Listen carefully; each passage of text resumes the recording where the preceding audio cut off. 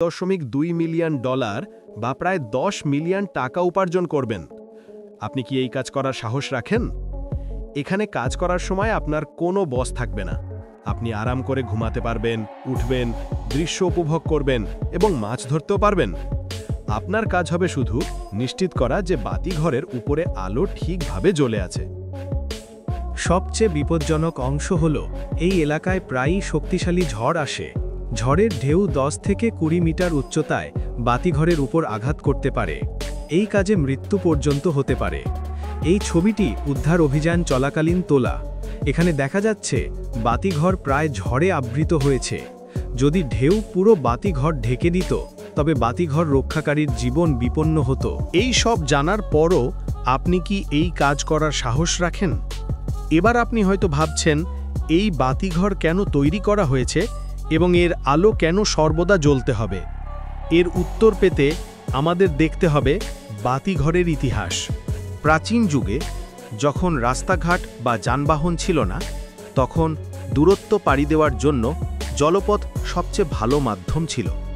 একজন ছিলেন ক্যাপ্টেন মার্সিয়াস, খুব শক্তিশালী নাবিক এবং বিপজ্জনক সমুদ্র যাত্রার জন্য পরিচিত।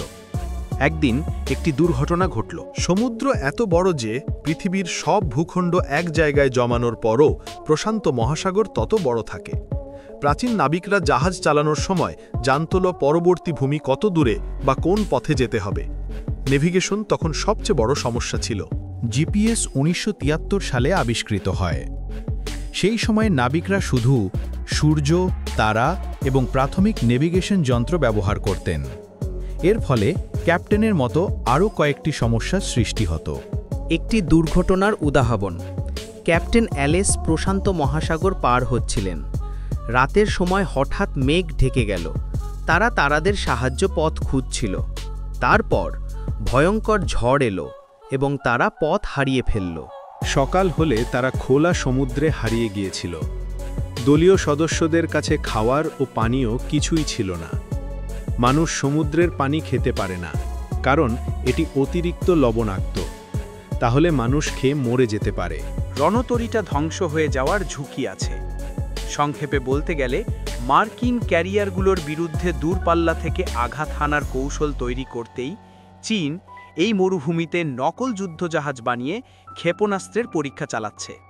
অর্থাৎ মিসাইলটা ব্যবহার না করলেও এর উপস্থিতির আতঙ্কেই চীন সাগর এবং তাইওয়ানের মতো সংঘাতপূর্ণ এলাকাগুলোতে চীনের ক্ষমতা প্রদর্শনের সক্ষমতা বহুগুণে বেড়ে যাচ্ছে।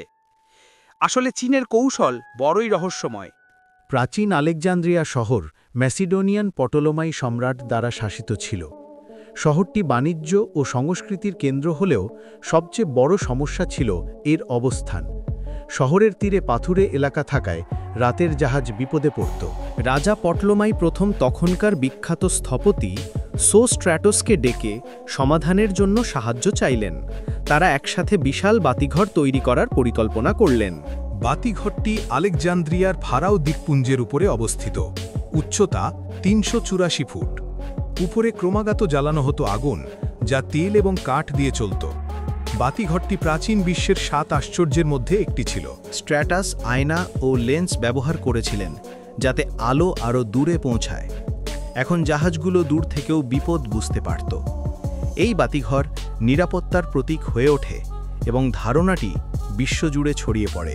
প্রাথমিকভাবে বাতিঘর সমুদ্রের তীরে তৈরি হতো, পরে ব্যস্ত বাণিজ্য রুটে। প্রাথমিকভাবে আগুন, কাঠ, তেল ব্যবহার হতো, পরে মোমবাতি, গ্যাস বাতি ও তেলের বাতি ব্যবহার শুরু হলো। বিদ্যুতের আবিষ্কারের পর বাতিঘর বৈদ্যুতিক বাল্বে রূপান্তরিত হলো, কিন্তু আলোকে মাইল দূরে পাঠানোর জন্য ফ্রেসনেল লেন্স আবিষ্কৃত হলো।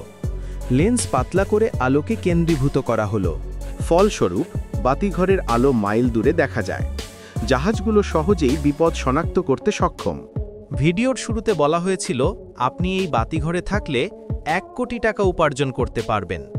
আপনার কাজ শুধু নিশ্চিত করা যে বাতিঘরের আলো জ্বলছে। এই বাতিঘর প্রাচীন যুগে সমুদ্র বাণিজ্যকে নিরাপদ করেছিল, কিন্তু প্রতিটি রাজা ভালো নাও হতে পারে।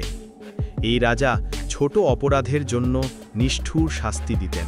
ভিডিওটি তৈরি হয়েছে এই 6টি শাস্তি এবং বাতিঘরের ইতিহাস দেখানোর জন্য। আমি বিশেষভাবে সুপারিশ করব, এটি অবশ্যই দেখুন। এরপর আপনি সেই যুগে ভ্রমণ করতে পারবেন। ধন্যবাদ।